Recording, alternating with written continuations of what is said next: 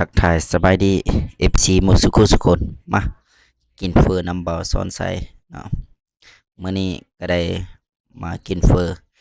ก่อนอื่นมันก็ขอบมุกขอบใจนำผู้สนับสนุนเฟอฮะ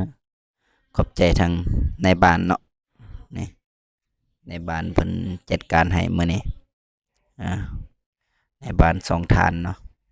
ที่มาประชุมหรือมาฝึกอบรมในการเลือกตั้งอ่าบัตรสมาชิกอ่ามื้อนี้เพิ่นก็มานั่งกินข้าวสวยกินเฟอแซ่บเนาะแซ่บหลายพ่อแม่พี่น้อง FC หมดสุคนมากินน้ำกันเบิ่งบ่าวสอนใส่กินแซ่บบ่กัดมักเผ็ดไปนำเนาะนี่แต่ว่าเส้นมันก็สิลายๆได้หน่อยหนึงเนาะ FC หมดสุคนเบิ่งโอ้แซ่บหลายพู้นโอ้อีหลีคักหลายมาเขาต้องกินไว้ก่อนห้องทองก่อนบอกกินห้องทองนะโอ้ยหิวคักหิวแน่เด้เนี่ยนี่แต่เอาเบิ่งนะนี่เอามากินน้ำกัน FC กินไปกินมาก็เลี้ยวเบิ่งขวาเบิ่งซ้ายได้เพิ่นว่าแนมเบิ่งอืมแนบ้านจะว่าแนวใดเนาะโอ้บางคนก็ว่าโอ้บ่าสนใจคือกินหลายแท้เอาได้แบ่งกันได้ฮะนะฮะ เพิ่นแบ่งให้บ่าวสอนใส่ว่าบ่าวสอนใส่กินหลายๆโลดว่าซั่นกินอิ่มๆแซ่บๆนะครับ